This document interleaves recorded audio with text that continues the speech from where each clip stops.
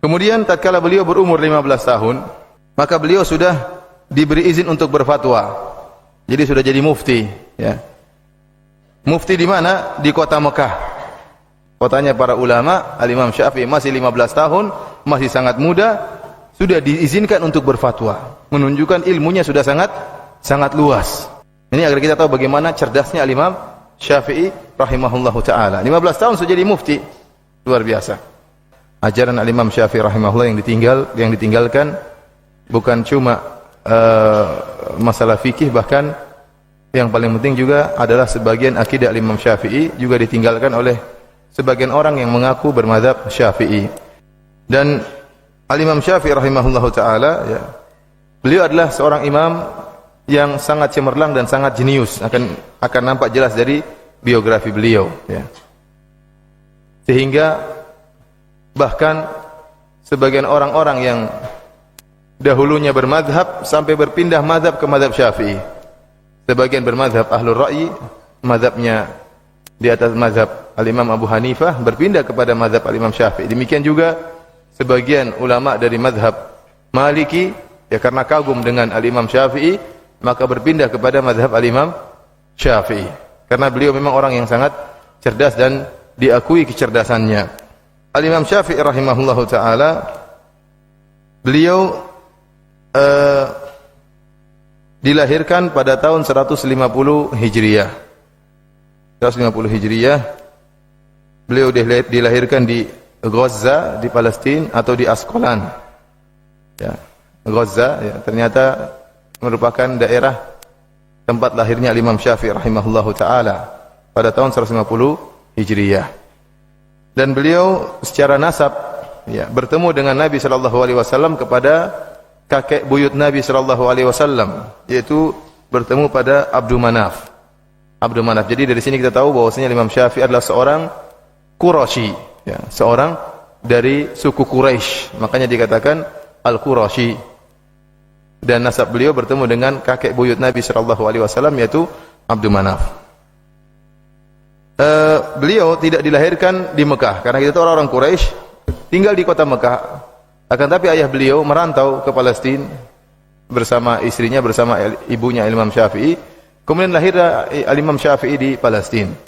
Namun tatkala Imam Syafi'i masih kecil, ya, belum 2 tahun, ayahnya meninggal dunia. Sehingga Imam Syafi'i hidup sebagai anak yatim, dirawat oleh ibunya. Karenanya setelah ayahnya meninggal, ibu Al-Imam Syafi'i rahimahullah membawa pulang Al-Imam Syafi'i ke kampung halamannya, ke kota Mekah, kembali kepada sukunya, suku Quraisy. Oleh karenanya disitulah Al-Imam Syafi'i kemudian tumbuh dan berkembang di kota Mekah dan belajar dari ulama yang ada di kota Mekah. Yang ini menunjukkan bahwasanya bagaimana peran seorang ibu, ya, sangat luar biasa terhadap perkembangan karir dari anaknya. Lihatlah bagaimana Al-Imam Syafi'i rahimahullah hidup tanpa ayah, akan tapi dia menjadi seorang imam, yaitu Al-Imam Syafi'i rahimahullahu taala. Peran ibunya dalam memasukkan Al-Imam Syafi'i atau mendidik Al-Imam Syafi'i, kemudian menyuruh dia untuk belajar di kalangan para ulama sampai jadilah Imam Syafi'i seorang yang sangat alim. Disebutkan tatkala beliau berusia 7 tahun, beliau sudah hafal Al-Qur'an. Imam Syafi'i rahimahullah 7 tahun sudah belajar, sudah hafal Al-Qur'an. Dan beliau dikenal bacaannya sangat merdu. Sampai seorang ulama menyebutkan dalam sejarah Imam Syafi'i, kami kalau ingin menangis mendengar bacaan Al-Quran, maka kami pergi ke Syafi'i, si kecil Syafi'i. Maka kalau Imam Syafi'i sudah mulai baca Al-Quran, yatasaqatun nas, orang-orang pun berjatuhan, menangis mendengar apa? Bacaan Imam Syafi'i, karena suaranya merdu. Dan Imam Syafi'i kalau melihat orang-orang sudah pada menangis dan berjatuhan, beliau berhenti membaca Quran. Menunjukkan bahwasanya bacaan beliau sangat merdu, ya. Inilah Imam Syafi'i rahimahullah ta'ala. Kemudian tatkala berumur 13 tahun, ada yang bilang 10 tahun, ada yang mengatakan 13 tahun, beliau sudah menghafal kitab Al-Muwatta karangannya Al-Imam Malik. Isinya ribuan hadis. Ya. Ribuan hadis. Tatkala umur sekitar 13 tahun. Kemudian tatkala beliau berumur 15 tahun, maka beliau sudah diberi izin untuk berfatwa. Jadi sudah jadi mufti, ya. Mufti di mana? Di kota Mekah. Kemudian setelah itu beliau pergi ke kota Madinah belajar sama Imam Malik. Setelah beliau menghafal kitab Al-Muwatta, beliau belajar belasan tahun. Ada yang menyebutkan sekitar 16 tahun Al-Imam Syafi'i menuntut ilmu dari Al-Imam Malik sampai Imam Malik meninggal dunia pada tahun 179 Hijriah.